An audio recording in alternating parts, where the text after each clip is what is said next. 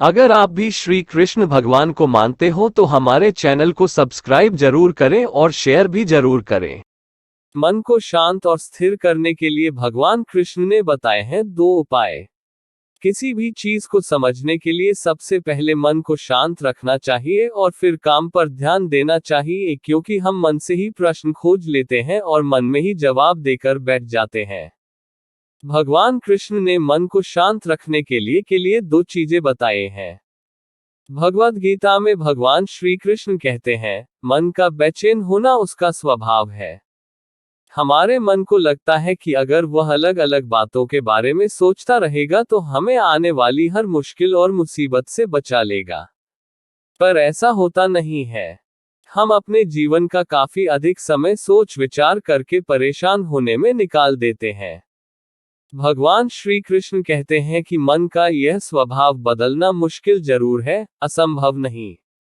अच्छा, अब आप एक बात बताएं, क्या आप कौवे को कह सकते हैं कि वो कांव कांव की आवाज ना करे? या फिर क्या आप किसी मेढक को कह सकते हैं कि वह पानी देखते ही ऊंची छलांग ना मारे? हमारे मन का भी कुछ ऐसा ही है। जीवन में कुछ भी होता है, अच्छा या बुरा, हमारा मन उस पर कांव कांव कांव करने लगता है।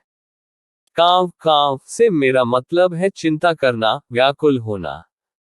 कोई बुरी बात होती भी नहीं है और मन परेशानी की ऊंची ऊंची लपटें लेने लगता है।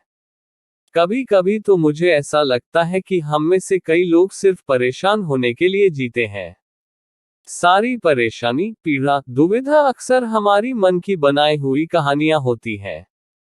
भगवान श्री कृष्ण हमें हमारे मन को शांत और स्थिर करने के लिए 2 उपाय देते हैं। पहला, ध्यान लगाना या मेडिटेट करना। दूसरा, वैराग्य भाव सीखना।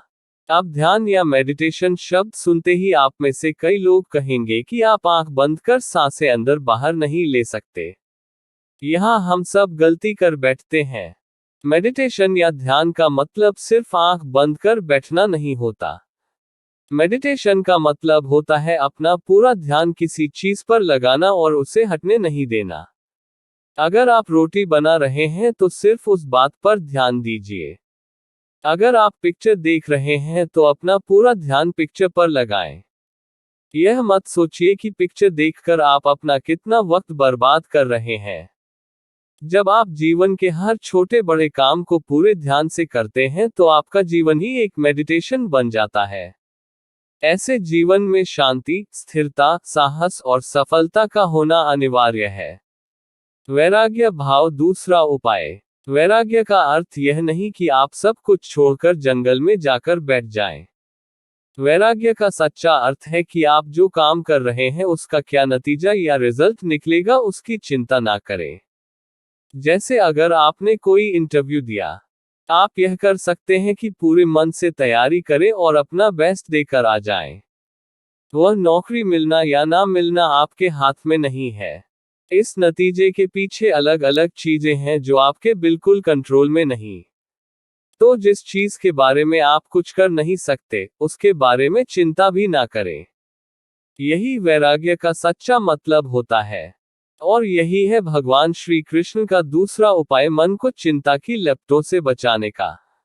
याद रखिए, आप पूरे के पूरे इंसान हैं। समझदारी, संयम और कुशलता से भरे इंसान।